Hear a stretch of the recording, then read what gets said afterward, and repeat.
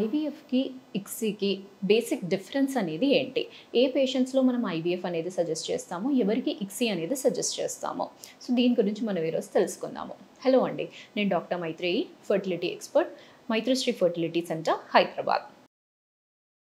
నార్మల్గా ఐవీఎఫ్ అనేది ఏం చేస్తాము అంటే, ఎగ్స్ రిట్రీవ్ చేసిన తర్వాత ఆ ఎగ్స్ స్పర్మ్స్ అనేవి తీసుకొని ఒక మీడియాలో వదిలిపెడతాము. తర్వాత ఈ స్పర్మ్సే వెళ్ళి ఎగ్తోని కలవాలి.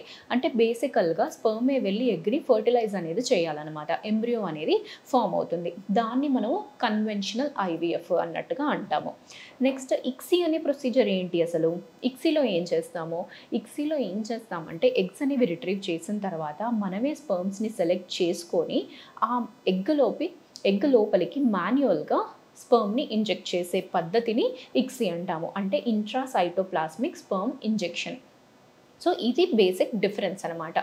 నార్మల్గా ఇప్పుడు ఎవరిలో ఇక్సీ అనేది మనము అడ్వైస్ చేస్తాము అంటే, హస్బెండ్ ఫ్యాక్టర్ ఏదైనా కానీ ఉంది అన్నప్పుడు, మొటిలిటీ ఇష్యూస్ ఏమైనా ఉన్నప్పుడు, మొటిలిటీ అనేది ప్రాపర్గా లేదు వాళ్ళకి, ఆ మొటిలిటీ అనేది సరిగ్గా లేదు అంటే స్పర్మ్ వెళ్ళి ఎగ్గుతోని ఫర్టిలైజ్ అనేది అవ్వలేదన్నమాట. సో అలాంటి సిచ్యువేషన్స్లో మనం ఇక్సీ అనేది సజెస్ట్ చేస్తాం. తర్వాత వచ్చేసి ఆడవాళ్ళల్లో ఏమైనా కానీ ఎగ్ నంబర్ అనేది తక్కువగా ఉన్నప్పుడు, ఆరల్స్ ఏజ్ అడ్వాన్స్ అయినప్పుడు, ఇలాంటి ఫ్యాక్టర్స్, ఇంకా పీసీఓ ప్యాటర్న్ అనేది ఉన్నప్పుడు, ఇలాంటివి ఉన్నప్పుడు ఏమవుతుందంటే, ఎగ్ నెంబర్ అనేది తక్కువ ఉన్నప్పుడు మనకు ఈచ్ అండ్ ఎవ్రీ ఎగ్ అనేది ప్రెషియస్.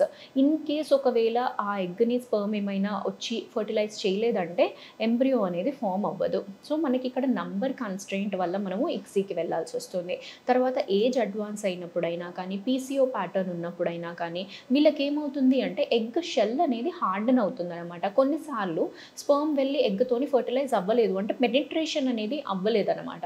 అలాంటి సిచ్యువేషన్స్లో మనము మాన్యువల్గా ఇక్సీ అనేది చేయాల్సిన అవసరం అనేది ఉంటుంది. సో ఇలాంటి కేస్ ప్రొఫైల్స్లో మనము ఇక్సీ అనేది చేస్తుంటాము. మనము ఈ ఇక్సీ అనేది చేసినప్పుడు ఫర్టిలైజేషన్ ఫెయిల్యూర్ అనేది ప్రివెంట్ చేస్తామన్నమాట.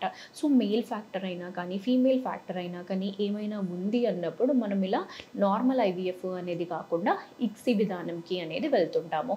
ఎట్ ద సేమ్ టైం ఇక్సీలో సక్సెస్ అనేది కూడా ఈ రీజన్ వల్లే మనకి ఎక్కువగా ఉంటుంది. ఐవీఎఫ్లో కొన్నిసార్లు మనకి ఎక్స్పెక్ట్ చేసినంత ఎంబ్రియో ఫార్మేషన్ అనేది రాకపోవచ్చు.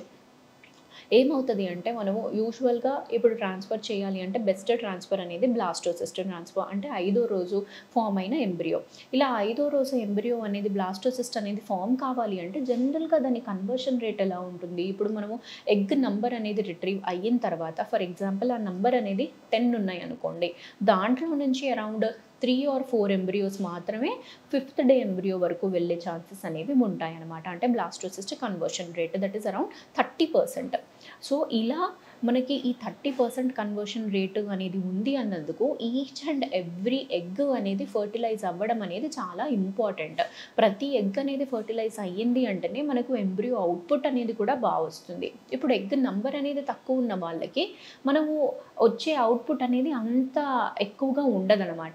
సో దాన్ని మనము సరిగ్గా చూసుకోవడానికి, ప్రతి ఎగ్ అనేది మనము సేవ్ చేయడానికే ఇక్కడ వాళ్ళందరికీ ఇక్సీ అనే ప్రొసీజర్ అనేది సజెస్ట్ చేస్తాము. సో ఇలా మనకి ఇక్సీ ప్రొసీజర్ అయిన తర్వాత ఎంబ్రియో ఫార్మేషన్ అనేది నార్మల్, ఇంకా ఐవీఎఫ్ అయినా ఇక్సీ అయినా కానీ అవుట్పుట్ తర్వాత ఎంబ్రియో అనేది నార్మల్గానే ఫామ్ అవుతుంది. ఎన్ని నెంబర్ ఆఫ్ ఎంబ్రియోస్ అనేవి వచ్చాయనేది చూసుకున్న తర్వాత వాళ్ళకి ట్రాన్స్ఫర్ అనేది ప్లాన్ చేస్తామండి. అండ్ ట్రాన్స్ఫర్లో కూడా వచ్చేసి ఫ్రెష్ ట్రాన్స్ఫర్ ఉంటుంది, ఫ్రోజన్ ఎంబ్రియో ట్రాన్స్ఫర్ ఉంటుంది. ఫ్రెష్ ట్రాన్స్ఫర్ అంటే అదే నెలలో ఈ ఎంబ్రియోస్ అనేవి మనం ఫ్రీజ్ చేయకుండా వాళ్ళకి మళ్ళీ ట్రాన్స్ఫర్ అనేది చేసేస్తాము. ఫ్రోజన్ ఎంబ్రియో ట్రాన్స్ఫర్ అంటే ఇప్పుడు మనము ఎంబ్రియోస్ అనేది ఫామ్ అయిన తర్వాత వాటిని ఒకసారి ఫ్రీజ్ చేస్తాం.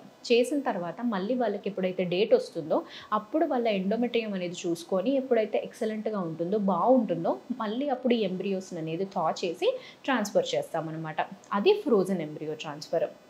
సో ఫ్రెష్ ట్రాన్స్ఫర్ బెటరా, ఫ్రోజన్ ఎంబ్రియో ట్రాన్స్ఫర్ బెటరా అంటే జనరల్గా ఈ మధ్య కాలంలో మ్యాక్సిమం నెంబర్ ఆఫ్ కేసెస్కి ఫ్రోజన్ ఎంబ్రియో ట్రాన్స్ఫరే వెళ్తున్నాము. ఎందుకు అంటే ఇప్పుడు ఫ్రెష్ ట్రాన్స్ఫర్ చేయాలంటే అదే నెలలో వాళ్ళకి ఆల్రెడీ ఇంజెక్షన్స్ అనేది ఇచ్చుంటాము. హార్మోన్స్ అనేది ఫిజియలాజికల్ రేంజ్ కన్నా కొంచెము ఎక్కువగా ఉంటాయన్నమాట. సో అలాంటి కేసెస్లో మనము జనరల్గా ట్రాన్స్ఫర్ అనేది ప్లాన్ చేయము.